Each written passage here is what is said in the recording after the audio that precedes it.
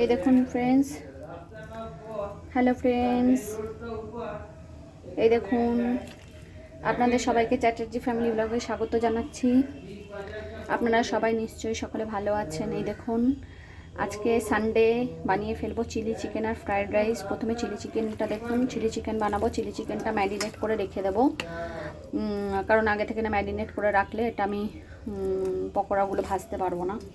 তো এই দেখুন এরকম বোনলেস চিকেন নিয়ে নিয়েছি, প্রায় এটা আছে 500 গ্রামের মতো আছে, ঠিক আছে। তো এই যে 500 গ্রামের মতো চিকেন। এবার এর মধ্যে আমি দিয়ে দেবো এই দেখুন আদা রসুন পেস্ট করেছি। আদা রসুন যে পেস্টটা করেছি, এই পেস্টটা দেবো না,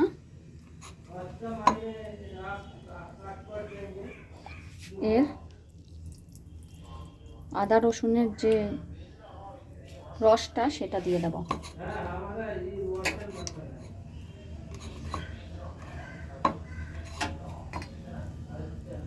এই দেখুন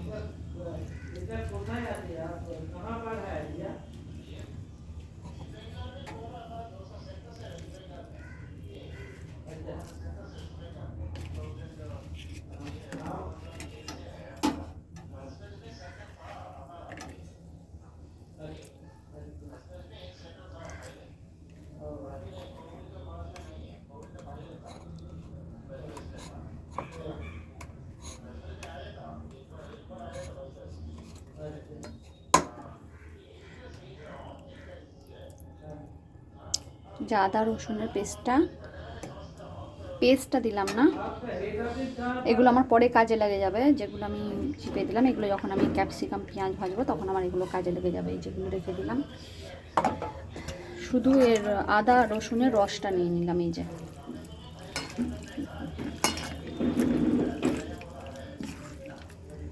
ভালো করে মাখিয়ে নেব।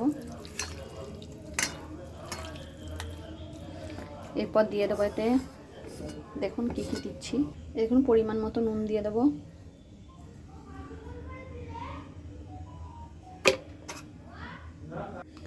এই যে ভিনিগার দিয়ে দেবো,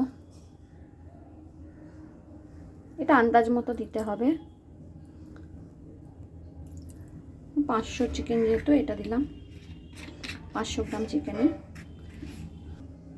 এবার এটা দেবো সয়া সস,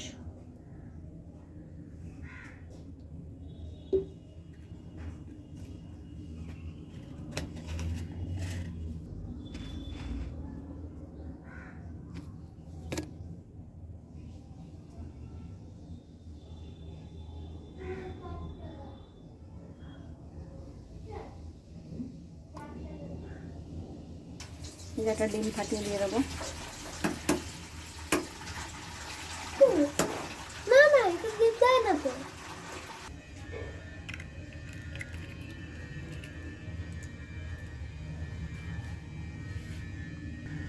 ডিম দিয়ে দিলাম, এই যে একটা ডিম দিয়ে দিয়েছি। এবার এটার মধ্যে দেবো কর্নফ্লাওয়ার। দেখুন এবার দেবো কর্নফ্লাওয়ার। ও তো মেটে হলো।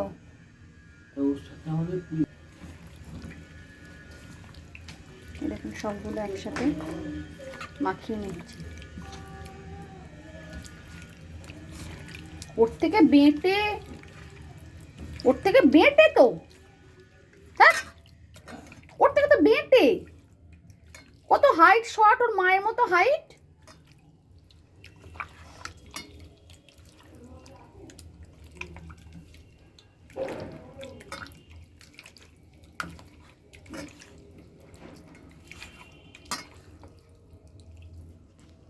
এই দেখুন সবগুলো একসাথে এরকমভাবে মাখিয়ে নিতে হবে ভালো করে।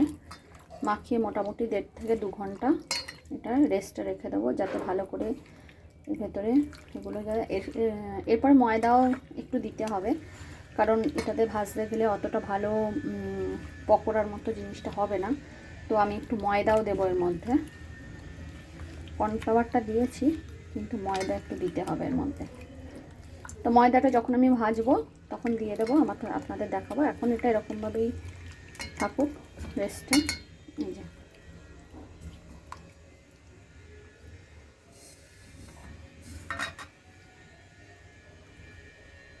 ফ্রাইড রাইসের হাঁড়ি নিয়ে নিয়েছি, আর এই যে ফ্রাইড রাইসের চাল এবার নিয়ে নেব। আমি 5 জনের মতো করব, তো সেই অনুযায়ী চাল নেব।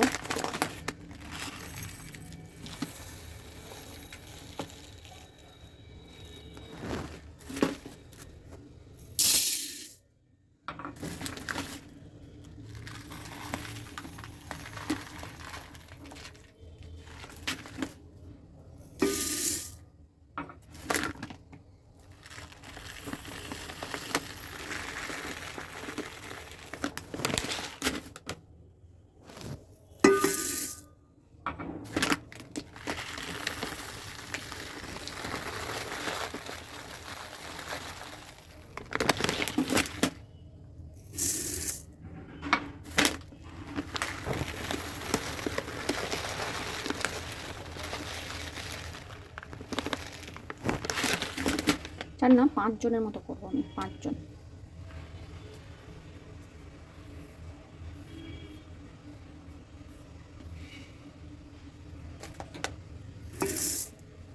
কাপ নিয়ে নিলাম, আর একটু এক্সট্রা নেবো, কেউ যদি আবার চাল বা দরকার লাগে তার জন্য।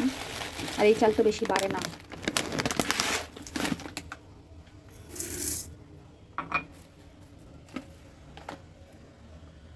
এই নিয়ে নিলাম চাল। চলুন এবার চালটা ধুয়ে বসিয়ে দিই। এই যে ফ্রাইড রাইসের ভাত বসিয়ে দিয়েছি।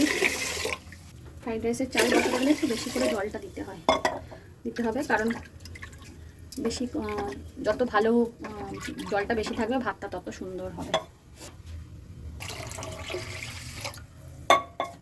এই যে আমি একটু বেশি করে ভাতে জল দিয়ে দিলাম। ভাতের যে জলটা ওটার মধ্যে আমি নুন দিয়ে দিই, পরে আর নুন দিই না, এই ভাতের মধ্যে নুন দিয়ে দিই। এই নুনটাই বেশ সুন্দরভাবে ভাতের মধ্যে মিশে যায়।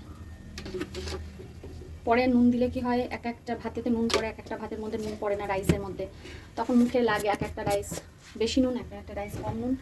ওই জন্য আমি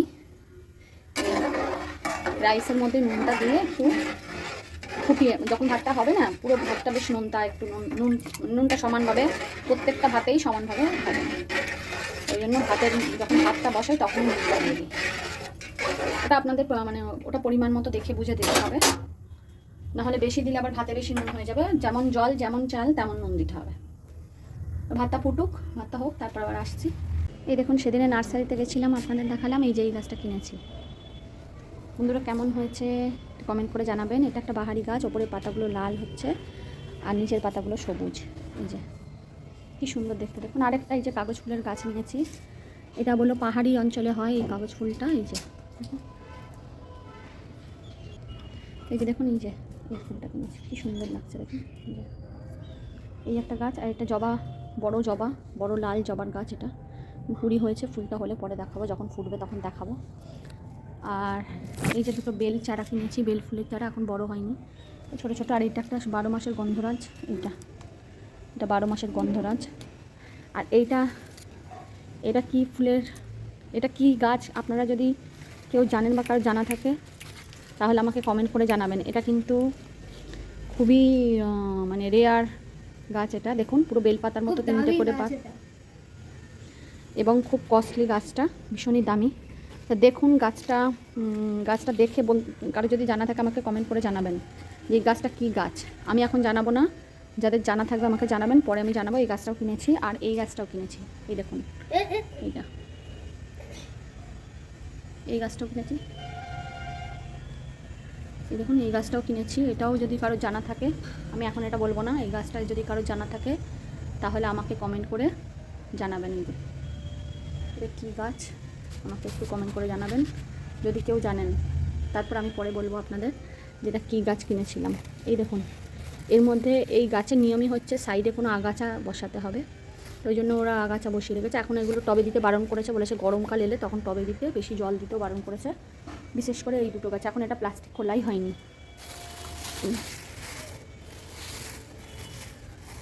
এই যে বন্ধুরা দেখুন, এই গাছটা কিন্তু আমাকে জানাবেন কী গাছ। বাকি সব গাছগুলোই আপনাদের দেখিয়ে দিলাম কী কী কিনেছি। এই যে ঠিক আছে, আর কিছু এখন নেই। এই অপরাজিতা গাছটা মরে গেছিলো, আমি ডালটা এখান থেকে কেটে দিয়ে আবার নতুন করে গাছটা চারা বেরিয়েছে, এই দেখুন কি সুন্দরভাবে আবার নতুনভাবে গজিয়েছে।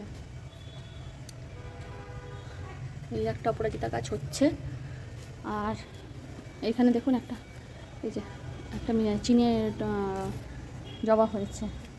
এই একটা নতুন গাছ দেখুন আমাদের আছে এই গাছটা। এটা কি জানেন, এটা ধরুন মৌমাছি, বোলতা, ভিমরুল কামড়ালে বা মানে কোনো বিষাক্ত প্রাণী, মানে কোনো বিষাক্ত পোকা বা কামড়ালে না, এই পাতাটা দিয়ে দিলে একদম সঙ্গে সঙ্গে ঠিক হয়ে যায়। এই যে যার জন্য আমাদের বাড়িতে টবেতে এই গাছটা বসানো আছে। আর এটা কত বড় হয়ে গেছে আমি তো দেখিনি।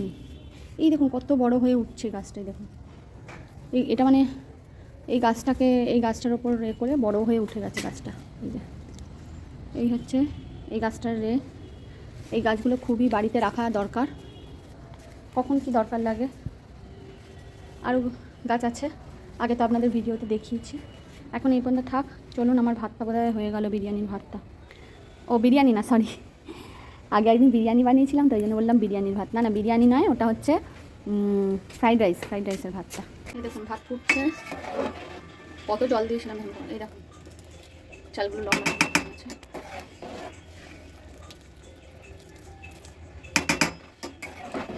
আর একটু হলেই আমি এটা নামিয়ে নেব, কারণ না হলে আবার বেশি গলে যাবে।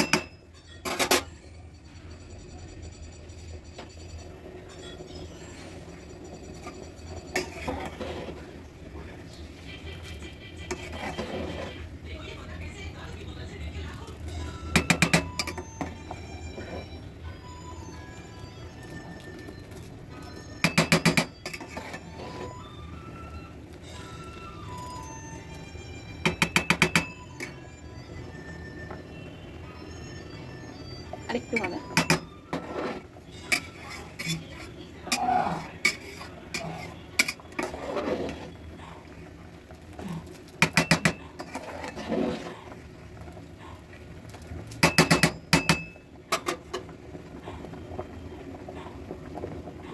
আরেকটু হবে। দেখুন ভাত কিন্তু আমার হয়ে গেছে, রাইস কিন্তু হয়ে গেছে, কারণ রাইস বেশি আর করা যাবে না। এই যে আবার হাঁড়ির মধ্যে যখন থাকবে স্টিমেতে কিছুটা হয়ে যাবে। এই দেখুন চালগুলো একটু ভাঙা হয়ে গেছে, লম্বা হয়ে গেছে, লম্বা হয়ে গেছে চালগুলো। এই যে এবার আমি নামিয়ে নেব। এরকম অবস্থায় ভাত নামিয়ে নেবেন, তাহলে একদম ঝরঝরে ভাত থাকবে। ফ্রাইড রাইসও খুব ঝরঝরে হবে, না হলেই গলে যাবে। জাস্ট একটা ফুট ফুটিয়ে আমি নামিয়ে নেব। এই শীতকালেতেই না একটু মানে সব কিছু খেতে ভালো লাগে, বলুন আপনাদেরও সবার নিশ্চয়ই এরকম ভালো লাগে। এই ধরুন শীতকালে ফ্রাইড রাইস, তারপর চিলি চিকেন। গরমকালে তো সব কিছু এসব খাওয়া যায় না, বেশি খাওয়া যায় না, তখন মনে হয় হালকা পাতলা ঝোল ভাত, তাই ভালো লাগে। শীতকালে মনে হয় এটা খাই ওটা খাই সেটা খাই, পিঠে খাই, তারপরে একটু রিচ খাবার খাই, কিন্তু গরমকালে সেটা হয় না। শীতকাল মানে খাওয়ার সময়, বিভিন্ন রকম আনাজ, বিভিন্ন রকমের সব কিছুই শীতকালে বেশি খাওয়া যায়। চলুন আমার ভাতটা হয়ে গেছে, ফ্যানটা গেলে নিই। এই যে ভাতটা কমপ্লিট হয়ে গেছে, আর এখন সবে ভাতটা নামালাম তো ওই জন্য আমি এখন চিনিটা দিয়ে দিচ্ছি। নাহলে অন্য সময় আমি চিনিটা মিক্সার গ্রাইন্ডারে করে রাখি, গুঁড়ো করে রাখি। এ দেখুন নিয়ে এবার এটা একটু ঝাঁকিয়ে নেব হাঁড়িটা, তাহলে তলার ভাতগুলো ওপরে চলে আসবে, ওপরে ভাতগুলোতে আবার মানে নিচের ভাতগুলো এখন ওপরে আসবে, আবার একটু চিনিছে। এই দেখুন নিচের ভাতটা ওপরে এসে গেল, আবার একটু চিনি দিয়ে দিলাম। গরম অবস্থায় দিলে কি হবে বলুন তো, চিনিটা সুন্দরভাবে মেল্ট হয়ে যাবে, প্রত্যেকটা চালের মধ্যে সমানভাবে চিনিটা লেগে যাবে। এই যে ফ্রেন্ডস, আমার ভাতটা তো রেডি, ওখানে প্রায় হয়ে গেছে। এবারে আমি এই যে ম্যারিনেট করা চিকেনটা ফ্রাই করে নেবো। চলুন তেল দিয়ে দিয়েছি কড়াতে, তেলটা গরম হয়ে গেছে ভালো মতো। এবার চলুন একটা একটা করে ছেড়ে দিই, একটা করে ছেড়ে তেলেতে আর ভেজে নিই। আর আমি একটু ময়দাও দিয়ে দিয়েছিলাম, কারণ ময়দাটা না দিলে ঠিক মতো পকোড়াটা হবে না বলে একটু ময়দা আর একটু কর্নফ্লাওয়ার দিয়ে দিয়েছিলাম। এই যে দেখুন ভেজে নিচ্ছি পরপর। চলুন এবার তাড়াতাড়ি করে এগুলোকে পরপর ভেজে নিই ঝটপট করে, দেখতে থাকুন।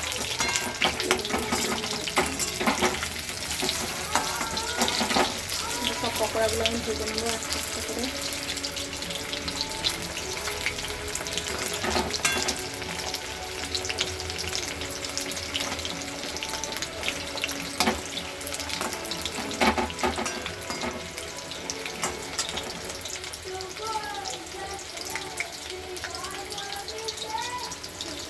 এবার ভেজে নিই, চলুন ভেজে নিয়ে আবার আসছি।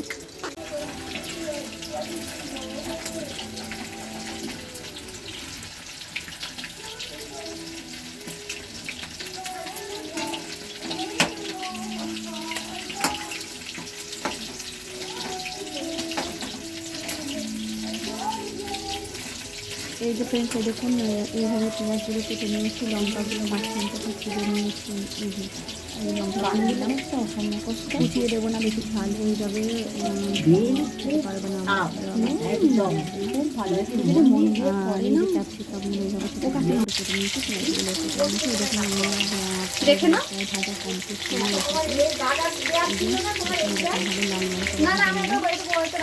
ওটা খুলেছি সবে, মানে সবাই প্যাকেটটা কেটেছি। এই যে ভাজা হয়ে গেছে,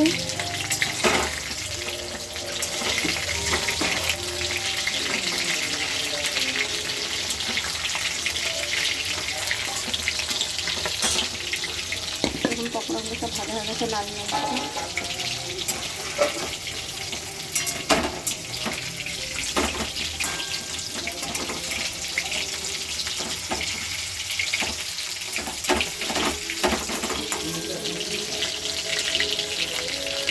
শুনতে তাদের দেখবে পরে কোনো কথা বিশ্বাস হয় না। হ্যাঁ হ্যাঁ, আরে কোনো না কোনো সময় ঠিক হবে।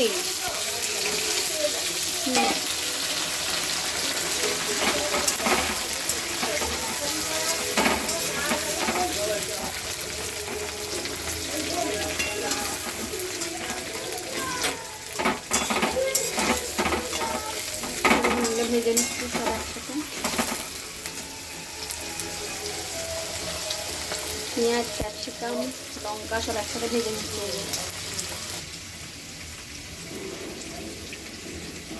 কাশ্মীরি লঙ্কা দিয়ে দিলাম একটু কালারের জন্য, মানে কাশ্মীরি লঙ্কাটা দিলে একটু বেশ দেখতে সুন্দর লাগে।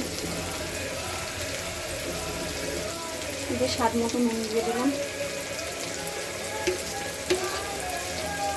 এখন অল্প করে দিই, পরে আবার দেখে দেবো।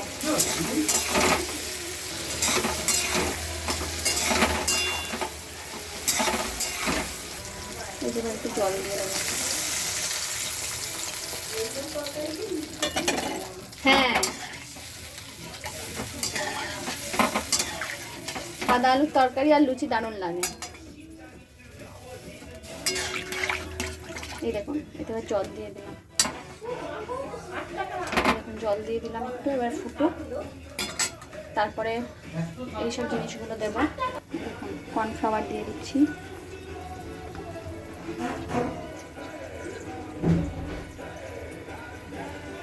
কর্নফ্লাওয়ার, চিলি সস,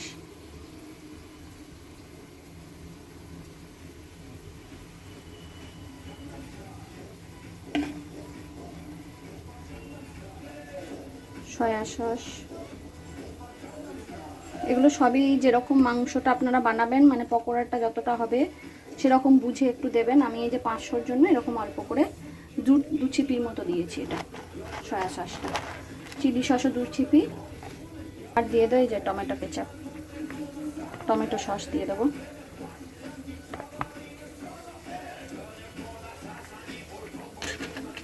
টমেটো সসটা একটু বেশি দিতে হবে, ওগুলোর থেকে বেশি দিতে হবে, কারণ এটা টক টক হবে, হালকা হালকা মিষ্টি টক ঝাল সবকটা সমান হলে তবে এই জিনিসটা খেতেও ভালো লাগবে। সামান্য একটু জল দিয়ে দিলাম, দিয়ে এবার সবগুলো একসাথে মিক্স করে নেব।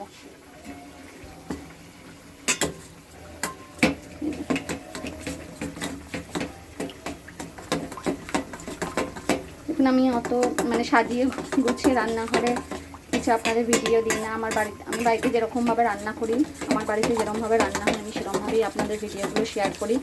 যদি আমার ভিডিওটা ভালো লাগে তাহলে একটু সাবস্ক্রাইব করে দেবেন, আর একটু কমেন্ট করে জানাবেন কীরকম লাগলো, আপনারাও এরকমভাবে চিকেন বানাবেন। ফ্রাইড রাইসটা বানাচ্ছি, ভাতটা তো হয়ে গেছে আপনাদের দেখালাম, নুন দিয়ে চালটা সেদ্ধ করে নিয়েছি, আর চিনিটা দিয়ে একদম ভালো করে ঝাঁকিয়ে ঝাঁকিয়ে ভাতটা তো উপনিশ করে নিয়েছি। চিনিটা ভালোভাবে মেল্টও হয়ে গেছে, এবার আনাজগুলো কেটে নেব। এটা হয়ে গেলে বিনস গাজর কড়াইশুঁটি আর ওগুলো সবগুলো কেটে আপনাদের তারপরে দেখাচ্ছি। এটা ভালো করে মিক্স করে নিয়েছি। আমার পেঁয়াজ আর ক্যাপসিকামটা একটুখানি হালকা হয়ে গেলে আমি দিয়ে দেবো। একটু সেদ্ধ হয়ে গেলে, না হলে পেঁয়াজের যে মিষ্টি ভাবটা বা ক্যাপসিকামের যে একটা স্মেল আছে সুন্দর, সেটা আসবে না। সেজন্য এটা একটু পেঁয়াজটা সেদ্ধ হয়ে গেলে আর পেঁয়াজটা একটুখানি গলে গেলে তখন আমি এই মিক্সচারটা দিয়ে দেবো এর মধ্যে। তো চিকেন পকোড়াগুলো এবার দিয়ে দিতে পারি। এই যে চিকেন পকোড়াগুলো আস্তে আস্তে করে ঢেলে দিলাম।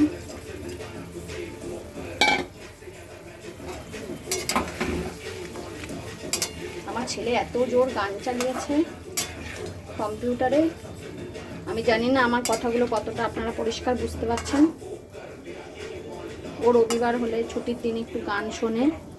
বাচ্চারা কী বা করবে, একা একা বাড়িতে থাকে, এখন কোনো খেলার সঙ্গী নেই, কোনো মাঠে খেলতেও যেতে পারে না, একা একা থাকে বাড়ির মধ্যে, তাই জন্য একটু গান টান শোনে। যাকে বাচ্চারা যেটা নিয়ে ভালো থাকে সেটাই একটু থাকুক, একটু এনজয় করে নিজেরা নিজে একা একা।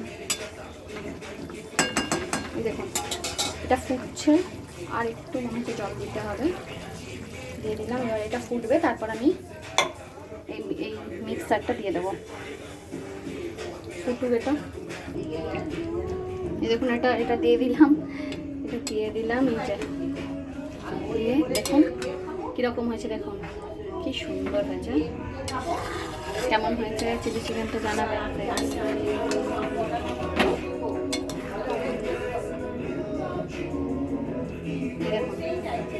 Chilli chicken complete.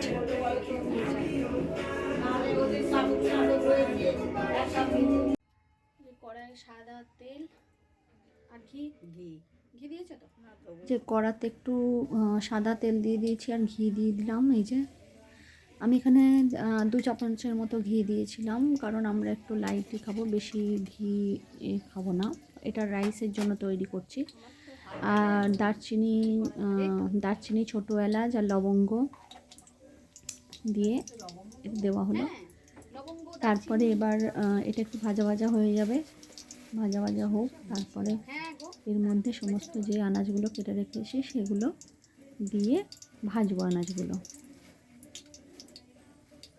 এগুলো আগে একটু ভাজা হোক, না হলে দেওয়া যাবে না। দারচিনি, গরম ওগুলো না সব আলাদা করে না মোড় থেকে এবারে কিনে আনবো। একটু ভেজে নিই।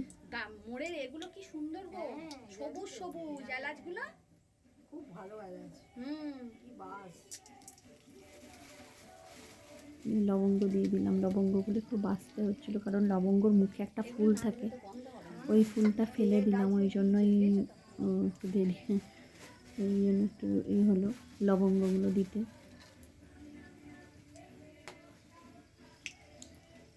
ওই ছেলের মুখে কিছু ভাল লাগছে না, তো বাবা বলে খালি নিয়ে আসি। আর তেজপাতা দিয়েছিলাম। এই যে দেখুন, এই যে বিনস আর গাজরটা এইভাবে কেটেছি।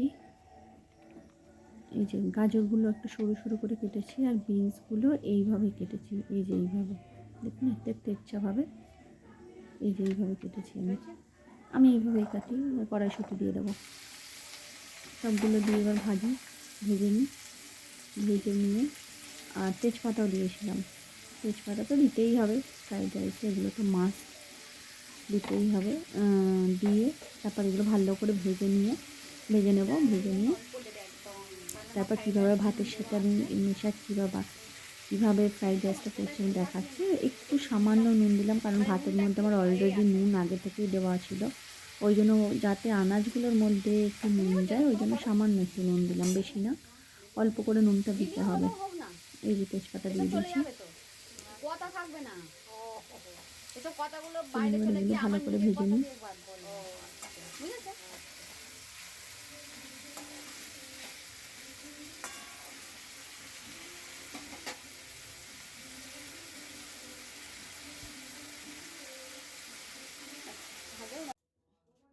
হাঁড়ি ভাতটা হাফ করে নিয়েছি, মানে দেখুন এক হাঁড়ি ভাতটাকে হাফ করে নিয়েছি, এখানে হাফ করে নিয়েছি।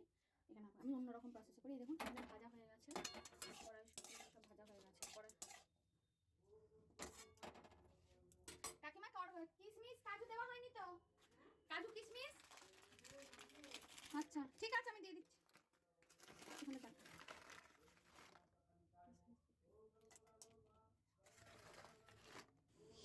এই যে কিশমিশ দিয়ে দিচ্ছি, কিশমিশ, কাজু কিশমিশ দিয়ে দিচ্ছি। দিয়ে এবার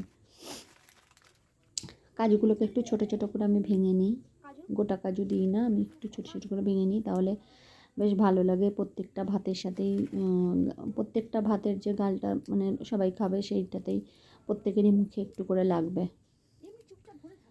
দেখুন বেশ ভালো লাগে না, একটু একটু করে মুখে লাগলে সবারই ভালো লাগে, প্রত্যেকেরই। বেশি কাজুটা একটু প্রত্যেকটা ভাতের সঙ্গে থাকলে ভালোই লাগে খেতে, তাই না বলুন? এই দেখুন আমার ছেলেকে একটুখানি ফোনটা বলেছি, একটু বাবা ধরে দে, আমি এক হাতে করে পারবো না। ও ওই জন্য ওরকমভাবে বদমাইশি করে একটু দুষ্টুমি করছিল, এদিক ওদিক করছিল ফোনটাকে নিয়ে। আমি ওকে দিয়ে কিছু করাই না, ফোন ভিডিও আমি এক হাতেই ভিডিও করি, কারণ আমার পক্ষে আমার ভিডিও করার কেউ নেই যে ভিডিওটা করে দেবে। কারণ আমার ছেলে ছোটো, ওকে দিয়ে এগুলো করাই না, কারণ ও ব্যস্ত থাকে, পড়াশোনা স্কুল টুল থাকে। আর আর কেউ তো আমার বাড়িতে নেই, আমার হাজব্যান্ড আসছে, আমার হাজব্যান্ড বিজি থাকে সবসময়, নিজের কাজে ব্যস্ত থাকে, তো বলা যায় না। ওই জন্য আমি নিজেই এক হাতে করে ভিডিও করি। কিন্তু এখন এই সময়টা ওর ছুটি ছিল, আজকে সানডে বলে ছুটি, তো ওই জন্য আমি বললাম তুই আমাকে একটু এটা ধরে দে, কারণ আমি এক হাতে করে ধরবো, এক হাতে করে ফোন তো আমি ধরতে পারবো না। ওই জন্য ওকে বললাম একটুখানি আমার ভিডিওটা করে দিবি বাবা। বললো ঠিক আছে মা, তুমি করো, আমি করে দিচ্ছি। তো একটু আমার ফোনটা ধরে দিয়েছিল, যার জন্য একটু প্রবলেম হচ্ছিল। ফোনটা ঠিক মতো ও ও তো ছোটো, ও অত পারে না, না মানে ঠিক মতো করছিল না। এই যে দেখুন আমি প্রথমে ভাতের ওপরে ভাতটাকে দুটো ভাগে ভাগ করে নিয়েছিলাম। প্রথম ভাতটার ওপরে আমি ওইগুলো দিয়ে দিলাম, মানে গাজর টাজর যেগুলো আমি ফ্রাই করে রেখেছিলাম, কিশমিশে কাজু টাজু যেগুলো ফ্রাই করে রেখেছিলাম। আবার তারপরে ওপরের স্তরে দেখুন আর একটা ভাত দিচ্ছি, তার উপরে আবার আমি ওইগুলো সব দিয়ে দেবো। আর একটুখানি রেখে দিয়েছি, মানে হাফ হাফ করে দিয়ে দিলাম।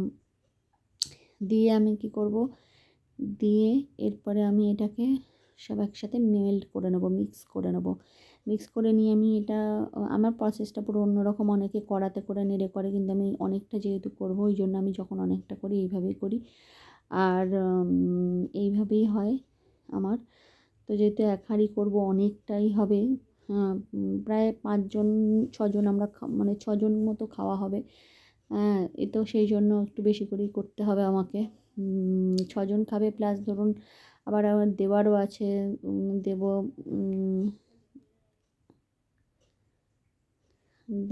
দেবো বলতে মানে আমরা সবাই মিলে খাবো একসাথে, তো ওই জন্য ভালো কিছু করলে সবাই একসাথে মিলেমিশে খাওয়া হয়। তো এইভাবে ঝাঁকিয়ে নেবো, দেখুন এইভাবে ঝাঁকিয়ে নেবো, আর হাতে করে পুরোটা আমি মিক্স করে নেবো। নিয়ে তারপর একদম গ্যাসটাকে কমিয়ে আমি বসিয়ে দেবো। তারপর আস্তে আস্তে করে খুন্তি করে নেড়ে নেবো, একদম সুন্দর, একদম ঝরঝরে ফ্রাইড রাইস হয়ে যাবে। দেখুন সব, এই দেখুন এইভাবে ভাতটা দেখেছেন কত ঝুরঝুরে ভাত হয়েছে, একদম পরিষ্কার সুন্দর ভাত হয়েছে, একটা ভাত ভাঙেও নি, চাল কিচ্ছু না, পরিষ্কার ভাত হয়েছে। আপনারা যদি ভাতটা এইভাবে করেন, আমার মতো বেশি করে জল দিতে হবে। আর আর একটা কাজ করতে হবে, সেটা হচ্ছে যে আপনারা ভাতটা একটু শক্ত নামাবেন, কারণ হাঁড়ির মধ্যে যখন ভাতটা থাকে না, তার মধ্যে অনেকটা ভাতটা হয়ে যায়। তো আমি কি করেছিলাম, দুটো জায়গায় ডিভাইড করে নিয়েছিলাম, আর ঘরে ফ্যানটা একটু চালিয়ে দিয়েছিলাম, ভাতগুলো তখন একটু সুন্দর, বেশ সুন্দর হয়ে যায়। না হলে ভাত এই চালে এতটাই প্রবলেম হয়, অনেকেরই দেখেছি, আমি অনেক জায়গাতেই খেয়েছি, কিন্তু সবাই বলে যে আমার মতো নাকি তাদের ভাতটা হয় না, এত সুন্দর ঝুরঝুরে ভাত হয় না। তো তাদের প্রবলেমটা ওটাই হয় যে তারা ভাতটা অনেকটা বেশি টাইম রেখে দেয়। এই দেখুন কত সুন্দর হয়েছে, দেখছেন একদম একটার সাথে ভাত একটা লাগছে না, পুরো ঝুরঝুর করে পড়ছে। দেখুন এই দেখুন, পুরো একটা ভাতের সঙ্গে একটা ভাত লাগছে না, কত সুন্দর হয়েছে। আপনারাও এরকমভাবে বানাবেন, তাহলে দেখবেন ফ্রাইড রাইসটা সবাই চেটেপুটে খাবে, একদম সবাই বলবে বা কি সুন্দর বানিয়েছে। আমার সত্যি কথা বলতে কি, আমি রান্না করি, আমার মানে আমি যেটা করি সেটা একদম মন দিয়ে করি।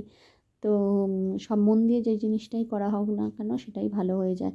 আপনারাও সবাই এরকমভাবে করবেন, প্রত্যেকেই আপনার প্রশংসা করবে, বলবে বাহ খুব সুন্দর হয়েছে। আর সত্যি কথা বলতে কি, প্রশংসাটা বড় কথা নয়, প্রশংসা পেতে সবারই ভালো লাগে, সেটা ঠিক কথাই। কিন্তু তার থেকেও বড় কথা হচ্ছে যাকে আমরা খাবারটা খাওয়াচ্ছি সে যাতে তৃপ্তি করে খেতে পারে, এটাই হচ্ছে আমাদের বড় কথা। যারা আমরা বাড়িতে রান্না করি, আমাদের প্রত্যেকের একটাই থাকে, ইচ্ছা থাকে বা আশা থাকে, আমরা একটা আশা নিয়ে পরিশ্রম করে বানাই খাবারটা, যে যারা খাবে বা যার খাবারটা আমি বানাচ্ছি সেটা যেন তারা তৃপ্তি করে খায়, তারা যেন চেয়ে চেয়ে খায় যে আরেকটু দাও, আরও খুব ভালো হয়েছে। এটাই হচ্ছে আমাদের উদ্দেশ্য, আর কিছু না, তাই না বলুন? সবাই আমার সাথে একমত তো? যাই হোক, এই যে এবার চলুন খেতে দিয়ে দেবো সবাইকে, দুপুর হয়ে গেছে। আমার শ্বশুরমশাইকে আগেই দিয়ে দিয়েছিলাম, তো এবার আমার ছেলেকে দিচ্ছি। এই দেখুন আমার ছেলেকে খেতে দিচ্ছি। এত সুন্দর চিলি চিকেনটা হয়েছে, আমার শ্বশুরমশাই বলছে মা, আমাকে মা বলে আমার শ্বশুরমশাই, তো বলছে মা এত সুন্দর হয়েছে যে কি বলবো, খুব সুন্দর লেগেছে।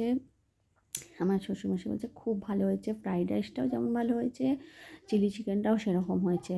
বলছে বা আজকে খুব সুন্দর রান্না হয়েছে। তা আমি বলছি মা, বাবা অন্য দিন কি খারাপ হয়? বাবা বলছে না না, তোমার হাতের রান্না সবসময় সুন্দর হয়।